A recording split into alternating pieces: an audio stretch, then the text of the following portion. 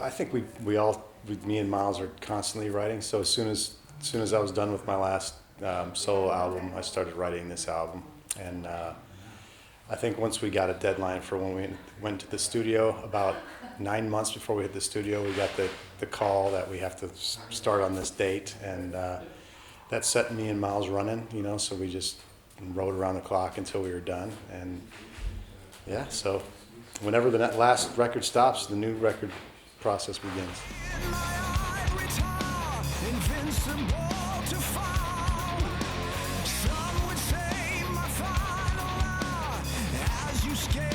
No, I mean, it's usually I've put the last album to sleep before I start the new one. When the new one starts, it's usually has that focus. But sometimes I'll write for an album and I just won't finish an idea, so it spills over to the next project, and that happens a lot. Some songs that usually I don't sit down and say this is going to be this band's song.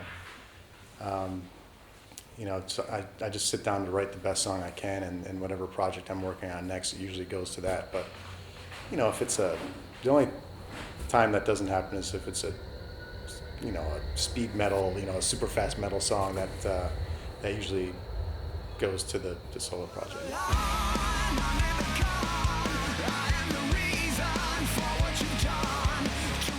Each song to me was a different vibe. Each song was inspired by different things. I knew that when I wrote Sin After Sin, I wanted to write something that was heavy and slow and kind of dark and atmospheric, and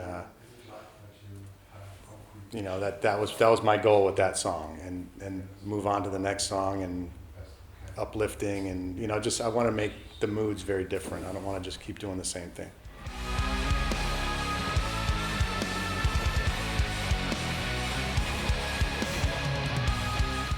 That song, I just I think I wrote the chorus first, and then from there I just kind of dug in, and it came along pretty quickly, that song. And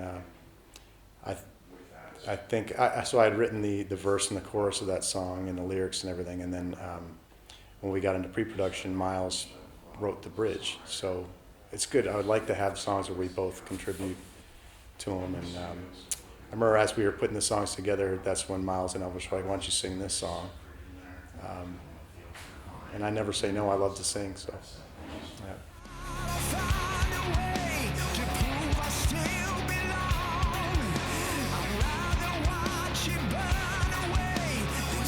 Well, we usually have maybe like 4 extra songs each record, 3, 4.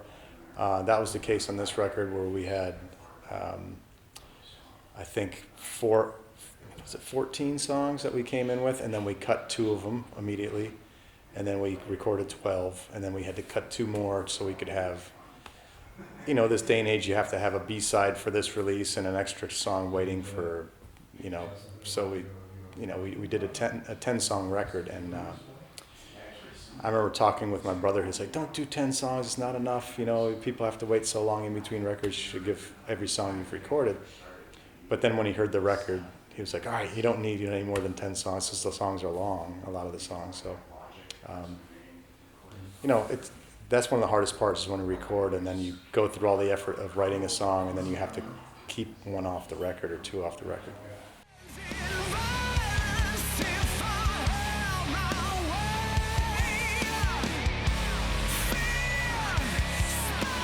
For me personally, if I write a song, I'll stay on that song for weeks, month, or so, however long, and I'll write the initial part, and then I'll write a drum loop and play the drum loop, and I'll just play along to it over and over and over again and come up with parts, and then I'll step away from it and come back to it and say, okay, I have this part, this part, this part, okay, this could be this could be that, and then sometimes you're like, I don't want to just have 3 parts, I want to have all these 7 parts and make them work, and the song just keeps getting longer, as long as it's not long for the sake of being long. If it's long because these pieces tell the story better, and so I never write You know, I think a lot of people don't realize as a songwriter, you don't start at the beginning of the song and work your way through to the end of the song nice and neatly and it's done. You kind of write ideas and you push them together and make them fit as best as you can.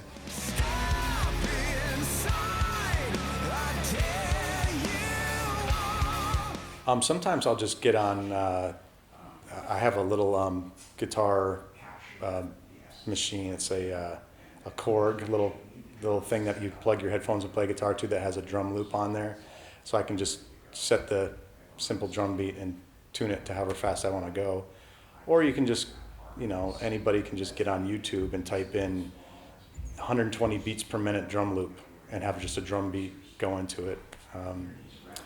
I do that a lot, and it just, because I've so many times in the past I've written something and then I think I'm writing a part for the same song, and then when I go back to put them together, the tempos are off 10 beats per minute and I don't realize it. So it's good to keep that leash on your tempo.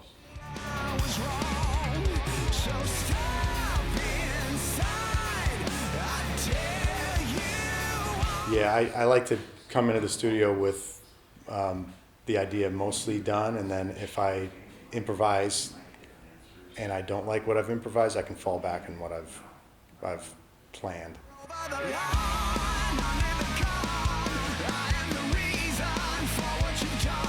I used my MT100, which is not out yet, but it's my version of it is done. The hand-wired, the American-made version is done. So I used that. I also used the Cornford RK100 and the MT15, which they sound, the MT100 and the 15 sound similar, but they're, they mix well together still. And then I used an Omega Granifier, which is a great amp.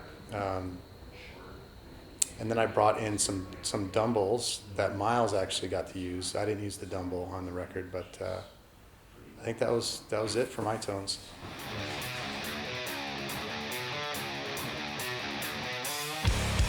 I usually bring in, there's 3 key guitars that I track with. One of them's a baritone. It's a great baritone. That's been on a lot of records. I think it's been on Incubus and Limp Bizkit and Alter Bridge, and a bunch of bands use this guitar, and finally now I own the guitar and love it.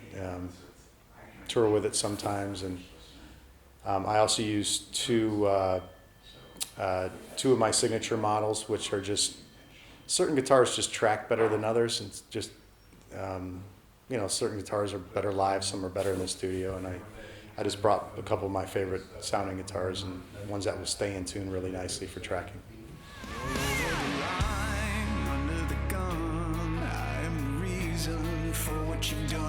I don't really hear it as a heavy record. I think I hear it as like an energetic record maybe. It's I think one thing we learned over the years is that when you record an album, you want it to be fun to perform live. So a lot of these songs are just they're fun under the fingers, they're fun to perform. And I guess things that are more energetic are more fun to perform. So it's I don't think it's a dark record. I think it's just there's a lot going on in these songs. There's a lot to take in, but it's just a fun songs to perform.